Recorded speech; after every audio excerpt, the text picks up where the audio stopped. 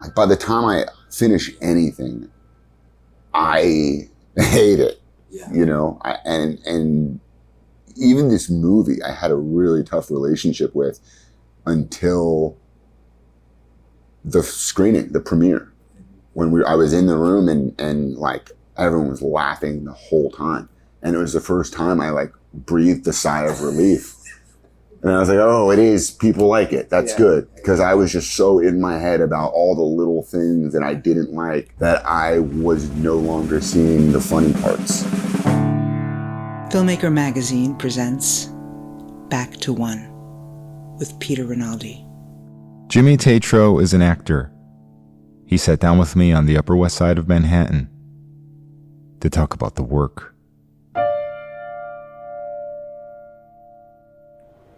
I want to set the stage for how I saw this movie because it's really important. I live with two women.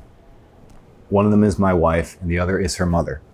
No movie can get past the three of us. Like, we have such different tastes, right? My wife loves none of the movies I love. I'm an art movie lover, foreign movie lover. And my mother-in-law is the, shoot 'em up lover, and my wife doesn't like it. There's nothing that can get past all of us, right?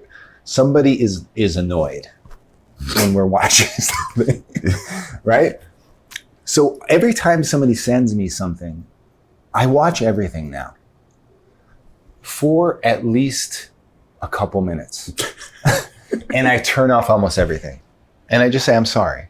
I'm a snob. I can't talk to this person. I hate this. And I'll be honest. The Real Bros of Simi Valley, the movie, I put it on and I had my hand on the stop button because I didn't know you. I didn't look that deep into it. I never saw your work before. I didn't know about your channel. I'm 50 years old. I don't watch YouTube like that. And I don't know this stuff. So I'm like, all right, I'm holding stop on the button. I don't want to waste time. I want to be able to say, I tried it.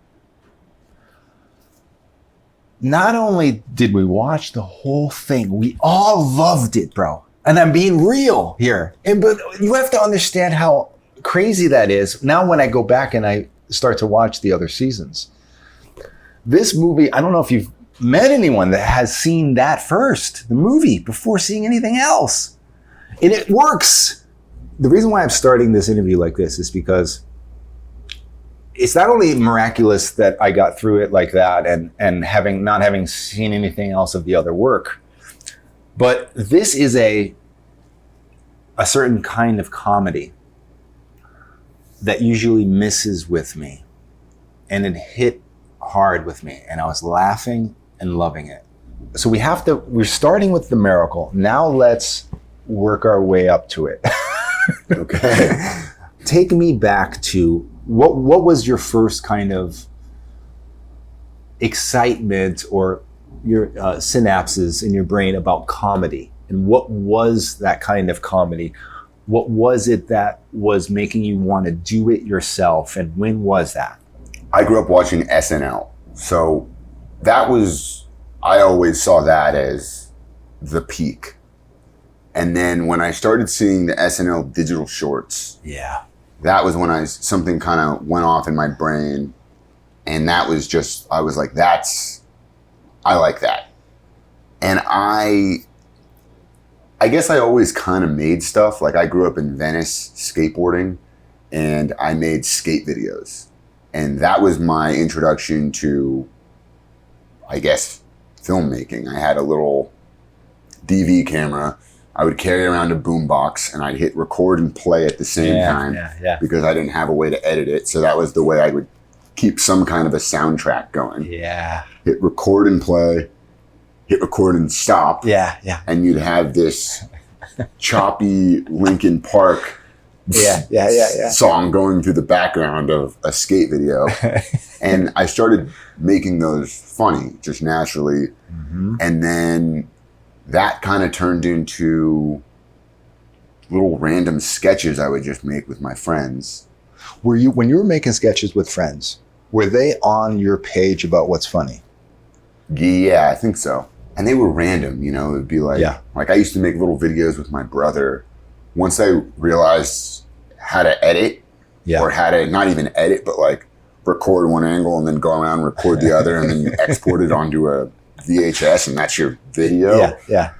Just even doing that made it feel like a real thing. Yeah. It's so funny that you have that, because you're so much younger than me, but you have that, because that, I found the movie that I made entirely inside the camera. Mm-hmm. You know what I mean? Where you have to go around. I didn't think that was, I thought that was gone after the VHS camera is gone. But I guess that's still like when you're working with what you have as a young person. Yeah. And that actually kind of breeds kind of creativity too, doesn't it?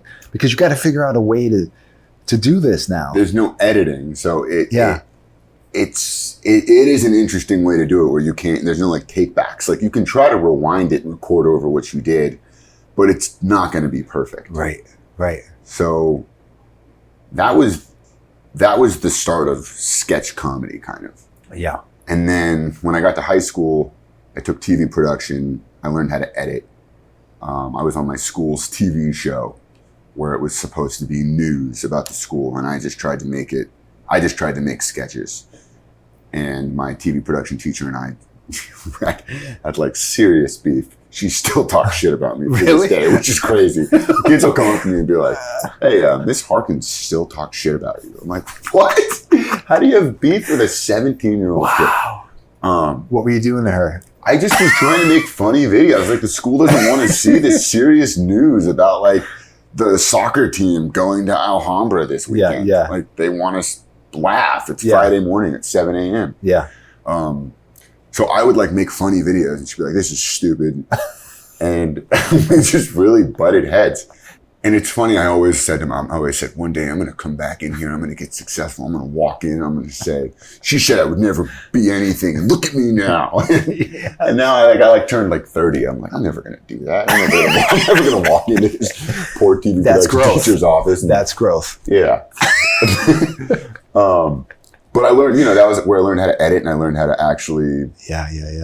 actually make things. And when that starts to be implemented in, does it change the way you approach comedy in general? You know what I mean? Like the other way is like this rawness, but now that you know that the cut actually is funny, now that you know that you can actually bring out the funny in the cut. Yeah, you can start to experiment with timing. Exactly. Yeah. It's crazy how much of a difference like a couple frames can make with comedic timing. Exactly. Like if you ask me like, hey, did you take this thing? And I immediately go, no. You might not laugh, but if someone says, hey, did you take the cookies? No. Yeah. Like that extra pause just makes it funnier. And it's weird how something can click like that. Yeah. Were you learning this kind of stuff then? I was, but it was like I was supposed to be making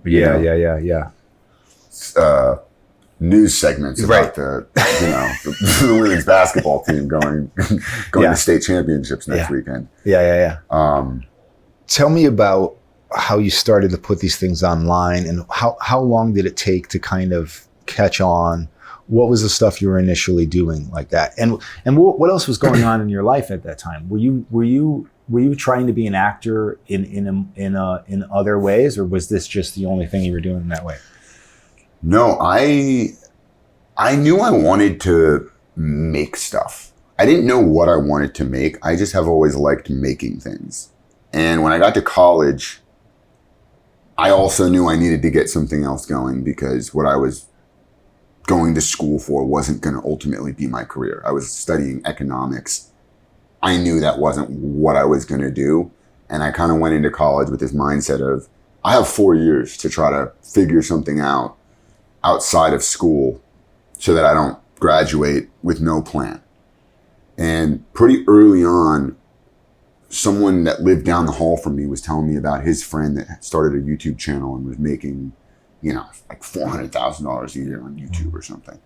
And I had made some YouTube videos. Like I had uploaded some of my videos to YouTube and secretly hoped that they would blow up. And when I saw the videos, it was just, something just kind of clicked. I was like, I can do this. I can do that. And so I was rushing a fraternity my freshman year in college. And that in itself is just an absurd experience. I was like, this is so ridiculous. I need a way to make fun of this. Because there's so many characters that are taking this so seriously. And there was this guy, Glenn, who was just like everything. If there was a character description of Glenn, a producer would say, this is too on the nose. You gotta, it's too much. Yeah. So I would like, he'd come in and yell at us and he'd leave and I'd start doing impressions of him. And every now and then a quote would hit pretty hard. Like I would say something that he might say. Yeah. And I'd get a laugh and I'd kind of write that down. Okay, that's a good one. And I had this list of quotes and I decided to make them into a video that I called Frat Life. And it was me like making fun of this dude, essentially. And it blew up. I uploaded it. Wait till I got into the fraternity. Yeah. And then I made the video and uploaded it. And it went viral like across fraternities. Wow. Okay. And then I became the frat guy. Yeah, I was going to say, when you're which was funny because then all these people thought that I was this guy. Yeah, right. Because I was just using my name. I was just saying I'm Jimmy. Right. I should have just said I'm fucking Todd, But now I got all these guys coming up to me like, you're Jimmy. And I'm like, yeah. And they're like, so you're that guy. I'm like, well, no, it's a character. Like, but your name's Jimmy. Yeah, that's a good point. Okay. And you are in a fraternity. I am. Yeah, that's also true. Yeah. A bunch of things are true. Yep. So then, I didn't want to do those videos forever. I wanted to just make videos, sketches, just about everything relatable that was going on in my life. Yeah. But it was like all this pressure to make more of those types of videos. When you say pressure, where was that pressure coming from? Just from your sizing up of, I got to keep riding this wave? Or was it actually people that were getting involved at this point? No, it was subscribers. Like I basically, when I put that video out, it got like 100,000 views, which at the time was huge. Yeah. I got 2,000 subscribers. Wow. And I was like, boom, yeah. I got it. I have a group of people now that I can work with. And I just started making more stuff. And those people, more frat stuff. Yeah.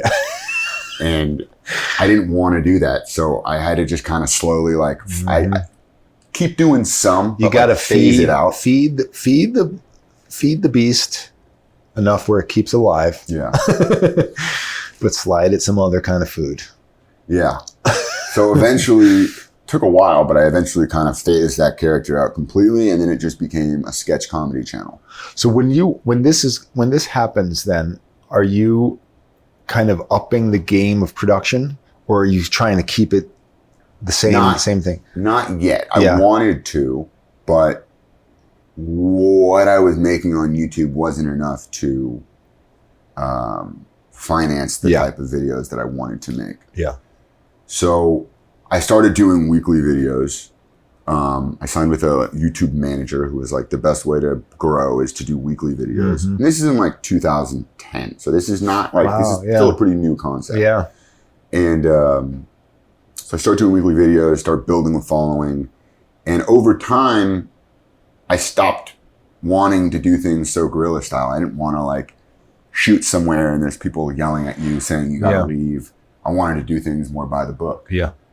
And once I started acting in movies too and being exposed to what it actually looks like and feels like to be on a set, that started to kind of make its way into the production value. How was that happening? Did you get an agent from this? Were you then trying to get auditions? I did the first offer. It wasn't an offer. The first audition offer I got was to be in Grown Ups 2 as a frat boy. Obviously. On the nose. Yeah. And I did it. Yeah. And that was an eye-opening experience. All of a sudden, I'm on set. You know, it's like I mean, that was a big budget movie. Right. And, we're shooting at a house, and then all of a sudden we go to shoot in the backyard, and they drive us to a different place. And I'm like, where are we going? And they're like, oh, they built the back of the house. They built the replica house just because they needed a bigger backyard. And we enter this massive, like 3 football field sized tent where they just have built the back of the house so that they could make whatever backyard they wanted. And I said, this is insane. This is nuts.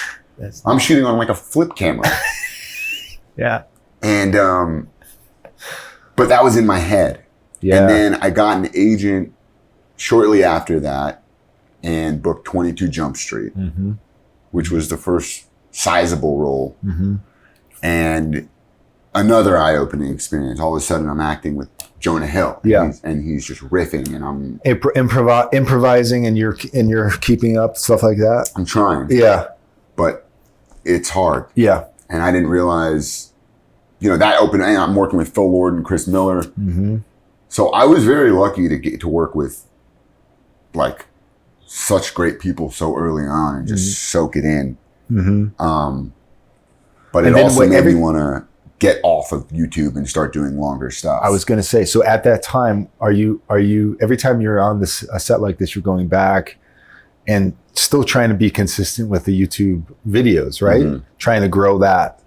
But what was your, were you sizing up the kind of career you wanted to have at this point?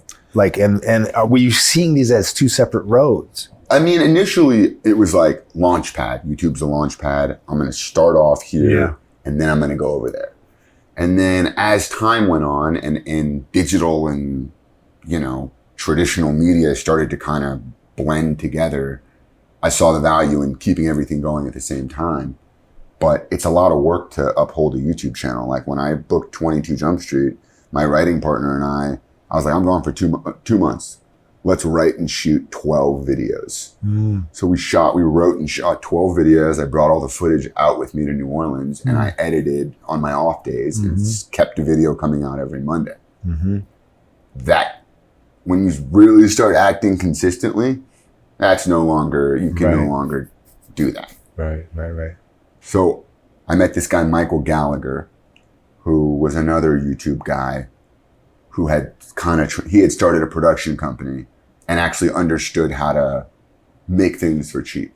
I met with a couple line producers. I'd explain an idea and they'd be like, yeah, we could do that for like 50 grand easy. And I'm like, 50? No, we're not speaking the same language here. This is not a 50 grand, I'm talking like 2 to 5, and even that is a lot. Yeah. And they thought that you'd be excited about that number. Yeah, they thought, they'd be like, well, this guy can really, this guy knows how to wheel and deal, 50K. Yeah. So he actually understood YouTube and I started working with him, and then it became like, all right, we'll do one more expensive video and then we'll kind of do a few other cheap ones. And then it just created a balance where like we can slowly up the production value. But also once you establish a production value, you don't want to go back. Right. But it was interesting. A lot of people early on, I started getting complaints like the production value is getting too high. I'm like, well, you might want to tap out because it's not going back down. That's such a weird thing for someone to say. So weird. But wait, so you mentioned the writing partner, and this is Christian Pierce. Where did he come in to play? So, and how do you work together? We were in the same fraternity. And we realized that we had similar aspirations, and he also kind of made videos, and we kind of bonded over that. And we started off filming. He was filming, and then he would write some stuff, and then slowly over time we just started.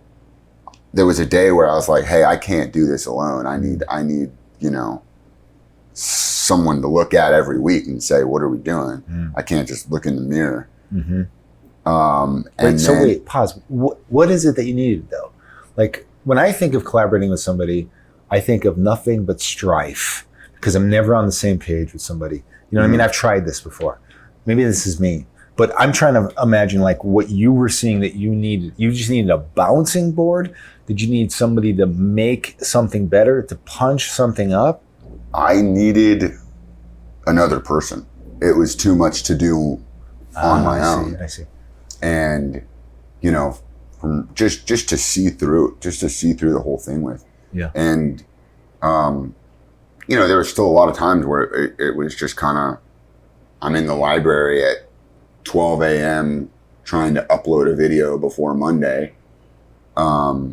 But being able to talk to someone about it and, you know, write with him and, you know, have a different perspective was helpful. Mm-hmm. There's definitely going to be strife with any partnership. Yeah. It's never going to be completely straightforward. Yeah. But, yeah, you just got to work there. We've had our ups and downs, but, always on the same page in terms of comedy, though. Always on the same page in terms of what you laugh at and what he laughs at. Not necessarily, no. Oh. And I think that's actually has been valuable, is that we don't agree on a lot of things. And it gets, you know, it can be tricky. Yeah. But having a perspective of a person that doesn't agree with you on everything can be valuable. Yes. And there's things that he might say that I'd be like, I don't know about that. But a lot of other people think that way. Yeah. And they would laugh at his version right, of it. Right. So you almost have to like realize, I may not laugh at this, but it's funny to other people. Yeah. And you have to give in. And that's a big part of the editing process, you know, because you just when you become immune to a joke, you start to go, this isn't funny anymore. Right. And then people go, no, it is. You're like, Right. I'm not laughing at all. Yeah, that's weird, right? Because you would think, and I think I have the false assumption that if I'm not laughing, it's not funny. And if people are laughing, I'm like, they are fucking wrong. Mm-hmm. I'm surrounded by, like, I was in a movie theater at the Tribeca Film Festival where everybody is laughing hysterically around me except me. And I'm like, I can't believe there's this many fucking wrong people in one room. Yeah. Like, that's the way I think, though. Yeah. And I think that there's some kind of, that's a thing to get over. I think you got to get over that. It's tough, though, especially like I said in the edit, when you've watched something a million times. Like, by the time I finish anything, I hate it. Yeah. You know, and even this movie, I had a really tough relationship with until the screening, the premiere. Then When I was in the room and like everyone was laughing the whole time. Yeah. And it was the first time I like breathed a sigh of relief. And I was like, oh, it is. People like it. That's good. Yeah. Because I was just so in my head about all the little things that I didn't like. Right. That I was no longer seeing the funny parts. Right. Isn't that funny? And it was, people were coming up to me after the premiere, like, how do you feel? I was like, whew, I feel relieved. It's relief. I feel really good, actually. Yeah. Because people would ask me beforehand, like, how you feeling about it? Yeah. I'd be like, Can I answer that later? Yeah. So, at what point did you start to do these Real Bros sketches? Mm-hmm. And what prompted that? So, I had done a video called How to Make a Reality Show. Yeah. This was in like 2015. And it was with my buddy who I met on Grown Ups 2, David Henry. And we were talking about just the way that they film so much on reality shows. They have an endless vault of footage and audio clips. Yeah. You can piece together anything. You can make someone say whatever. So we basically took a normal conversation. I re-edited it. Oh, interesting. Added bleeps where there weren't curse words. Yeah. Blurred out a peace sign to make it look like a middle finger. Yeah. Added dramatic music, and it became a dramatic sequence. Uh-huh. And Christian and I had been riffing about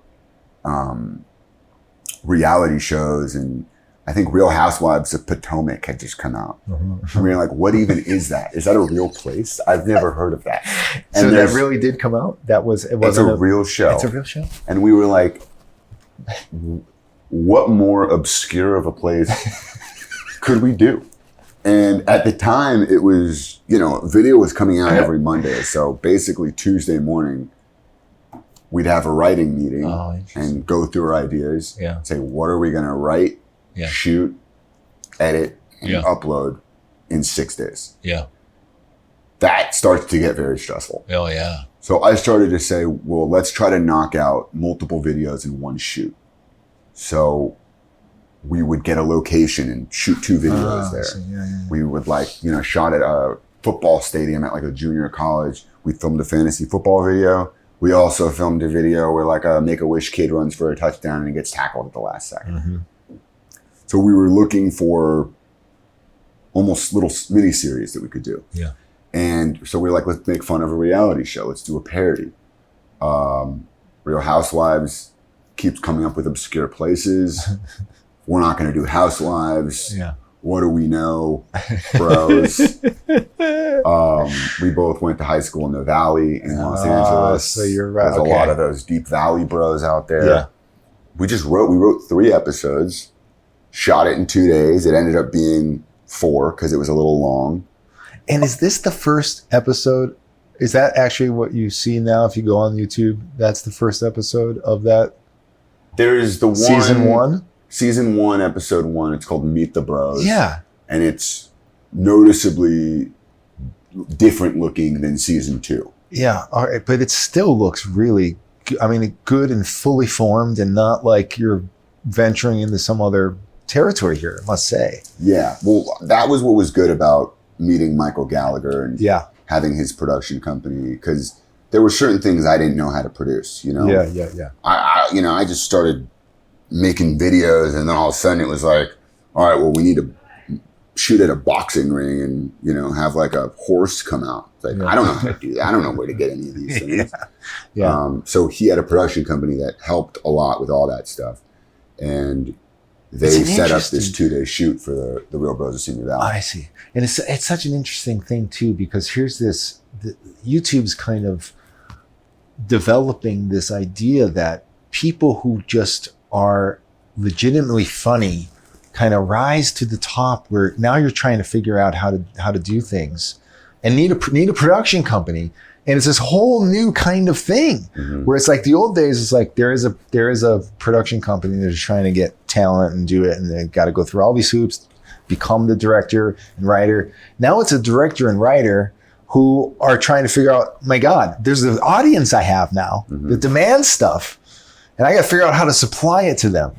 And were you making enough money to not have to work other things and still keep this? Yeah. company? So after 2 years of YouTube, I dropped out of school.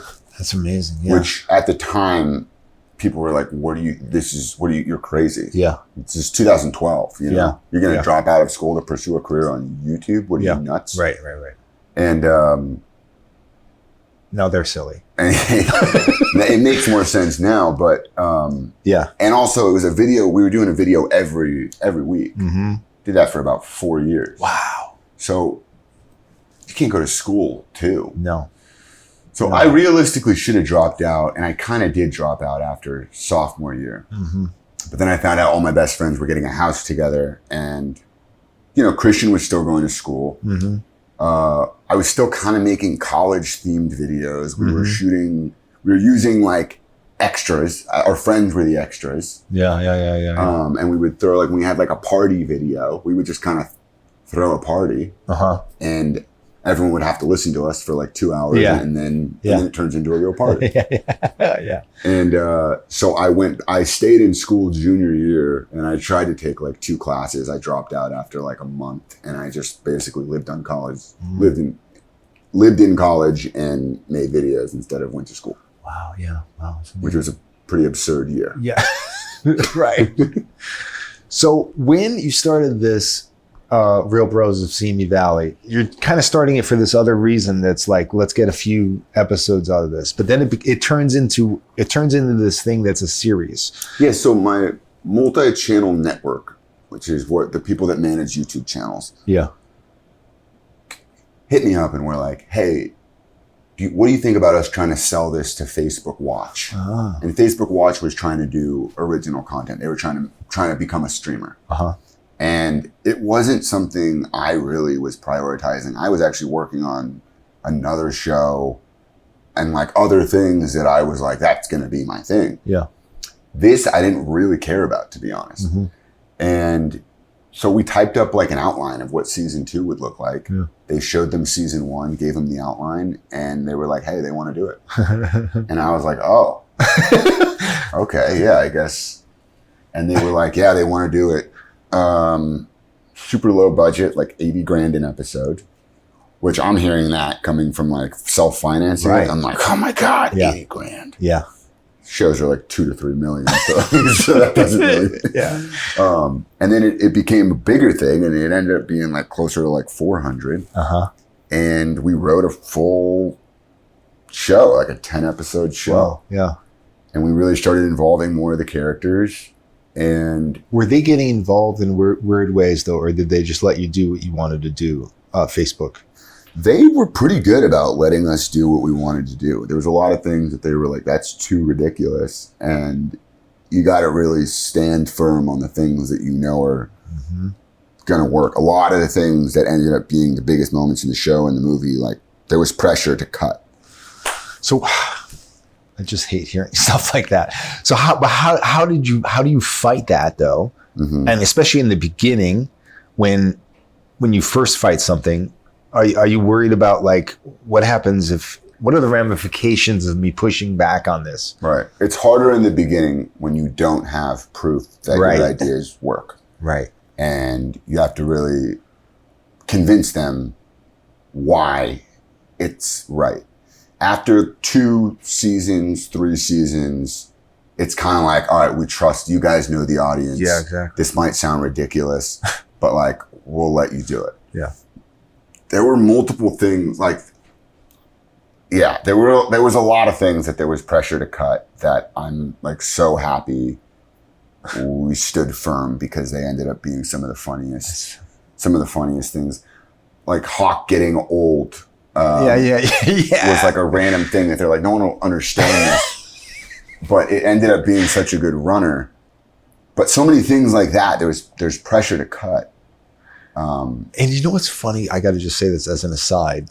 Seeing that in the movie, like as a flashback, not knowing, it was actually funny in the way that, like, because you have to. I almost appreciated that I had to do all this work to figure out, like, that this is probably was mined out through the show. It actually made it really funny. That's like that. That was the one thing in the movie that I was like, I don't know if a new viewer would understand this at all. I imagine you would. Right. But I honestly, I really thought that was funny, just as me as a new viewer. So that's interesting, right? That you can get away with that. We had in season 2, 3, we had this whole twist that it was a bit much. It was like, you find out that there's a girl that's stirring up drama all season. And like, why? What is up with this girl? And it turns out at the end, she's a producer for Facebook. And she was sent in to stir up drama. That's interesting. So we'd get more views. Yeah. And we were like, they might have some thoughts on that one. Yeah. So we added another one that was way crazier. Oh. And we told them that, and they were kind of like, okay. And we were like, and then they find out she's been cloning them. And they're planning on cloning the real bros so the show can go on forever. We kind of felt the room go, and they didn't want to say absolutely not. So they were like, we like the producer. We were like, perfect, we'll take it. Yes. That's what they say. Give them something to say no to. Yeah. And so they don't say no to the thing you want to get in. Yeah. That being said, we may have done the clones if they said yes. Still a good idea. We were willing to take it. Yeah. But I think it worked better without them. So that becomes a hit then on Facebook. Were people actually watching? Was there a deal where you had it on your channel too, or you couldn't? Season 1 was on YouTube. Season 2 was on Facebook. Interesting. We weren't able to. Facebook wasn't willing to As well, they shouldn't take season 1 and put it on their channel, and I wasn't allowed to pick season 2 and put it on YouTube. So it just became this weird thing where season 1 was on. They were on different places. Yeah. And that was tough. And Facebook, I appreciate them for making this all possible, but it was a tough platform to watch things I'm on. sure. But we still, the episodes all got 4 million views an episode. Interesting.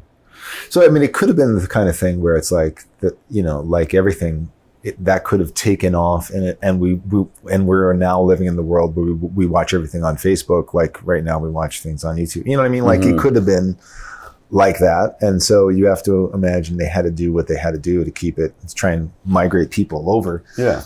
But then what happens after the second season now? Then you go season 3, then did they re-up you? Yeah. So then the only complaint we got about season 2 was it's too short. Huh. And I think season 2, they didn't really trust that we could write a full 20 to 30 minute show. Mm-hmm. That's been the recurring theme with this whole process is there's never any trust until you just do it. And then you do it and then you go, oh, that's great. Why didn't you do that before? And you go, well, because you didn't trust us, so we couldn't. Even when you have people loving what you do, you still don't have the trust from the people making decisions. They said we liked the first season. It works as a 4 to 6. They wanted to make it again 5 minutes. And we were like, that doesn't work. Let's make it longer. Let's make it a full thing. And they met us halfway at 12 to 15. And then everyone was like, this is too short. And they're like, yeah, it is too short. So then season 3, we were allowed to do 20 to 30. And season 3 is the season I'm most proud of. Because at that point, we had also set up an Instagram account for every character. Wow. So the show came out weekly. Oh, God. And we would post photos from all these characters' accounts as if it was real life. That's So you amazing. could tease things that were happening. I'd post a photo with my baby, and then one of the characters everyone would be like, oh, Bryce is going to be so mad. And it would tee up the next episode where he pulls up the Instagram photo and says, you see this? Yeah. So we created this whole world. And then the characters launch a clothing line in episode 9. So we actually launched that website that day and actually sell clothes. Oh, that's amazing. And so people were eating this up then, right? When it gets to be like that. They were eating it up. All the character accounts had 80,000 followers. It's the engagement was through the roof. Wow. And so at this point, are people trusting you? Because now you're doing what everybody wants everyone to do, cross-platform kind of stuff with merch. Well, so this is where it gets really frustrating, actually, because no. So Facebook's stopped being a platform. They basically said, we're Facebook. Why are we spending so much money making content? Just continue to be Facebook and make billions of dollars. Yeah. So they kind of shut down their streaming platform. So we were now able to go pitch to go sell it somewhere else. And it seemed like a home run. We have a show that's getting millions of views an episode. The fans have proven that they'll go from YouTube to Facebook Watch, which is hard to go to. And we have a whole world. We have all these Instagram accounts. It's built in. Pitched it to the major streamers. They all loved it, but said no. And we kind of were in a position where we had the offer to do it as a movie.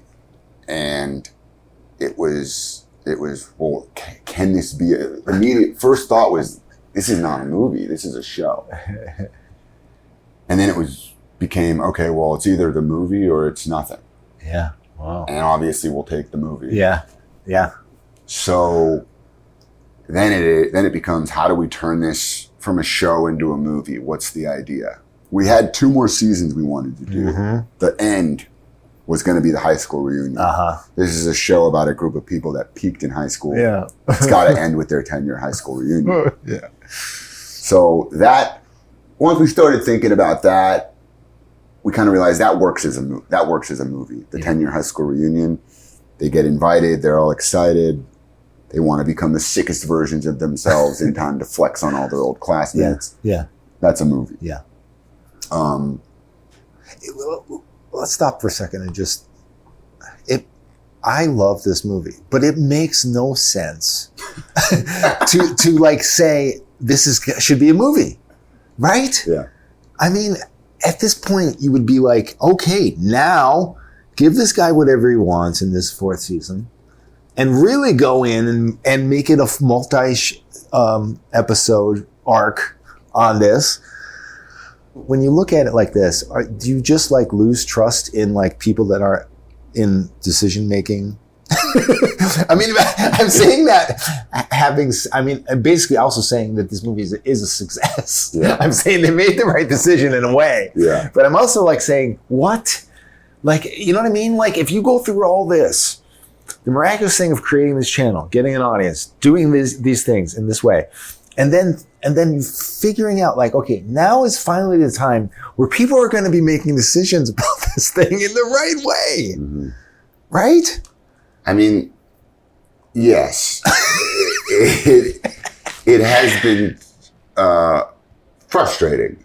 I'm ultimately very happy with the movie and the way it turned out. Yeah. But the lesson I've kind of taken away from this is people really don't believe you can do something until you just do it. Yeah. And then when you do it, though, they even still when you- don't believe it if it's Yeah. got to be something slightly different. And so we had to like chip away at It's trust. You know? unbelievable. Went from mini-series Yeah. to bigger series Yeah. to full-length series to movie. Yeah. And hopefully now people will go, oh, okay, you can make the things. Yes. Let this guy make things. Just let him make things.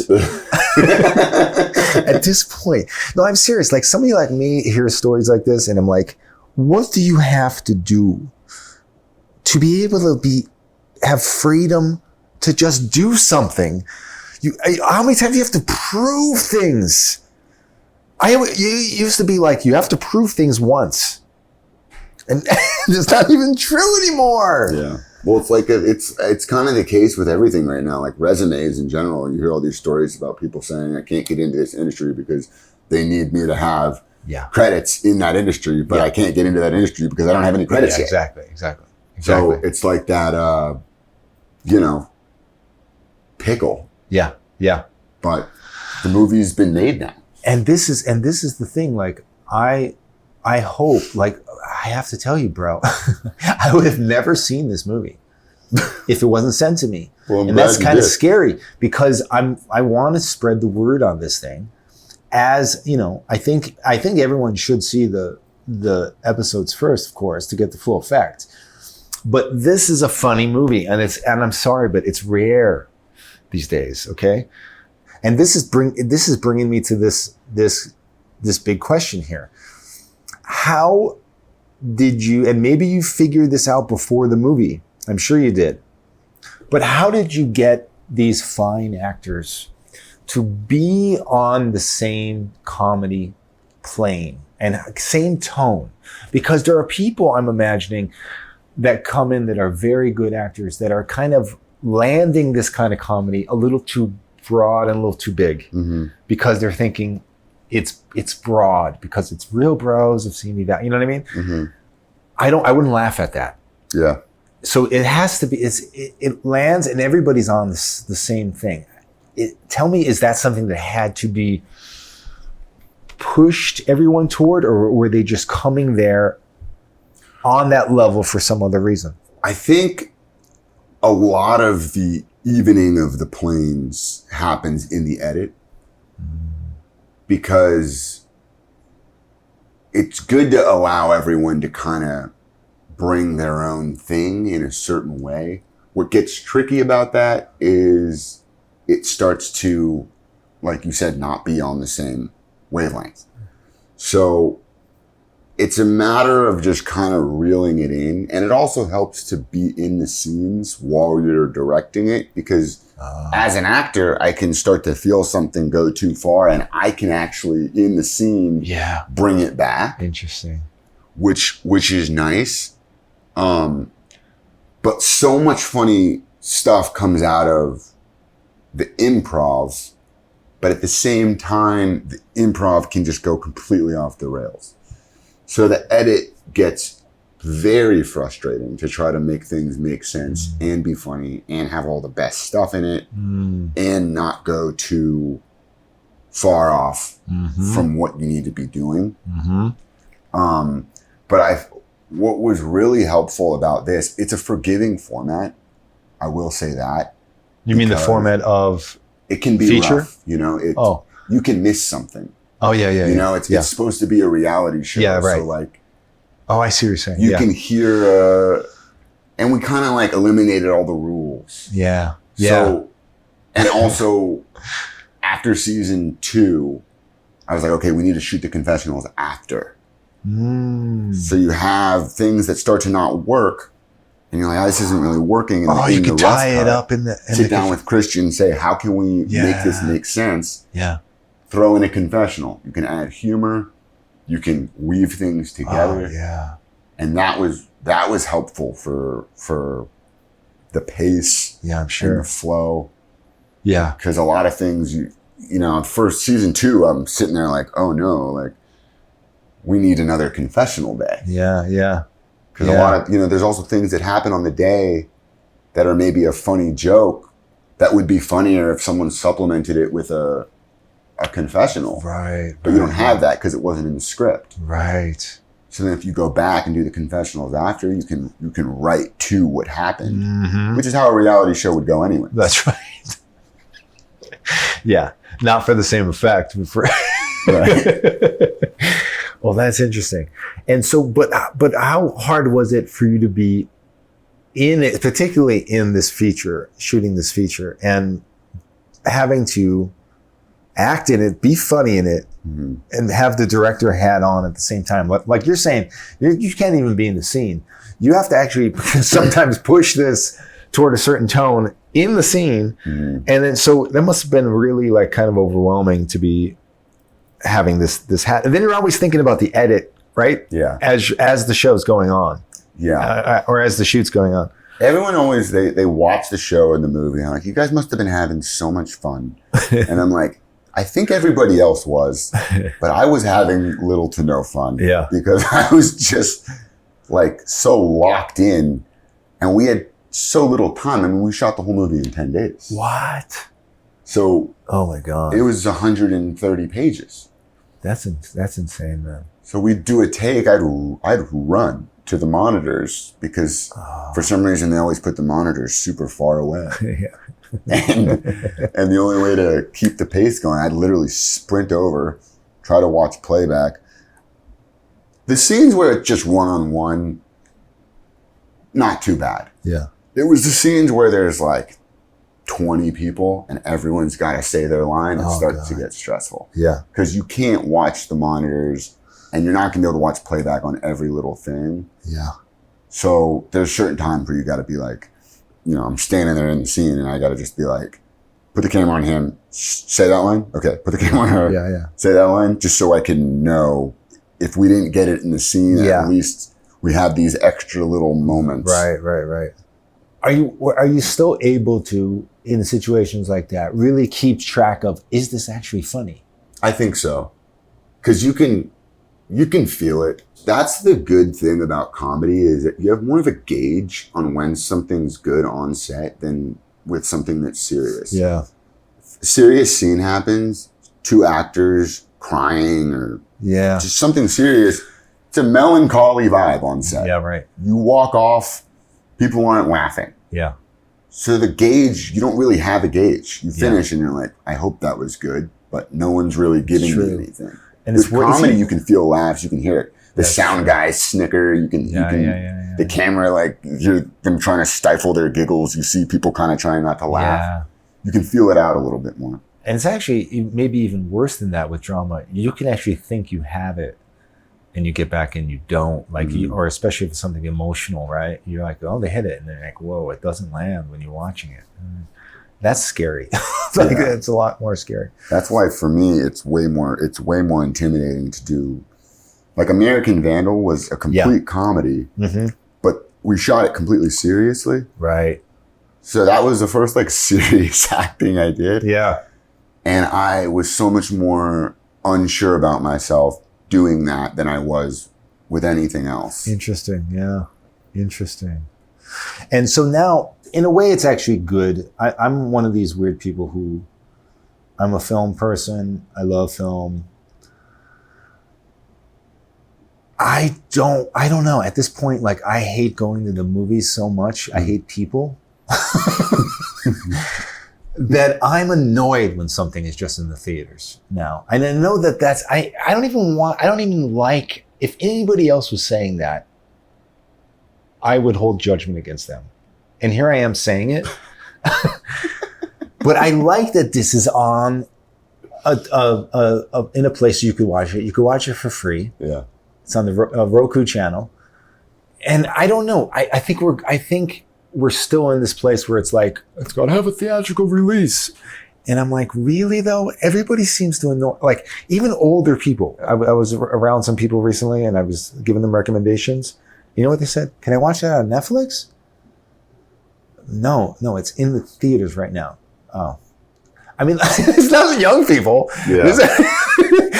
And there's something about that. I know it's sad. It's depressing.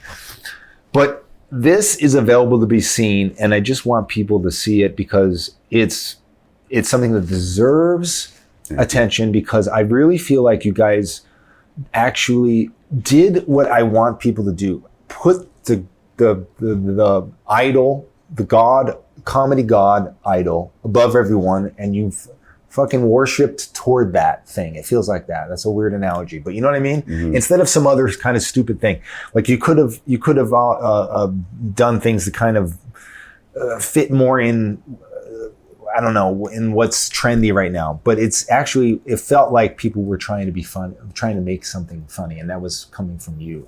And I really feel like that. I respond to that by actually laughing. Something comes out of my body. It's a noise. It's laughter. It's sometimes it's sometimes it's rare.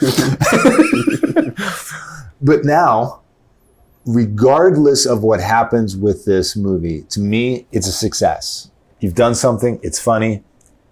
You have shown once again, we've given trust. You can come through.